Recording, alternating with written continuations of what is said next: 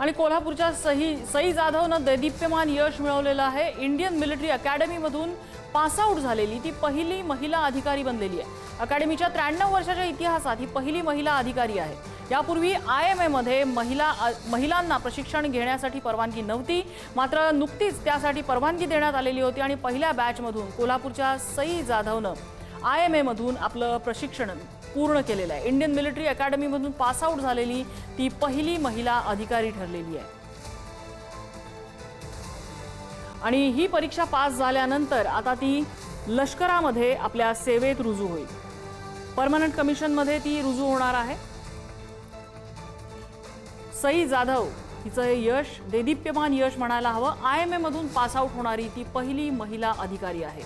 93 वर्षाच्या इतिहासातली ही पहिलीच घटना। शेखर पाटील आमचे प्रतिनिधी आपल्याला अपडेट देत आहेत। शेखर,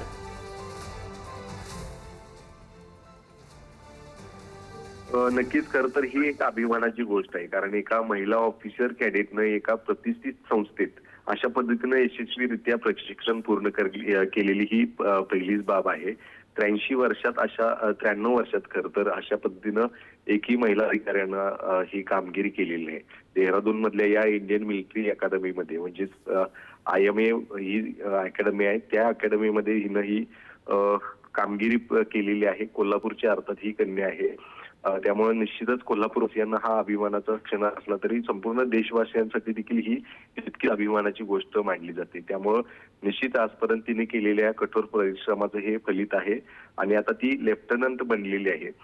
त्यामुळे निश्चितच कोल्हापूरकर आणि कोल्हापुरासह संपूर्ण देशभरातून आता तिच्यावरती कौतुकाचा वर्षाव सुरू झालेला आहे। निश्चितच पुढच्या काळामध्ये देखील अशाच पद्धतीनं अनेक महिला घडावे यासाठी ती देखील अनेक मुलींना प्रशिक्षण देत होती, अनेकांची मार्गदर्शन देखील करत होती अशी माहिती मिळते। त्यामुळे निश्चित या पुढच्या काळामध्ये अशा पद्धतीनं सई जाधव आणखीन त्या ठिकाणी घडाव्यात यासाठी देखील तिची मार्गदर्शन आणि तिचा आदर्श जो आहे तो अनेकांसाठी एक महत्त्वपूर्ण ठरणार आहे।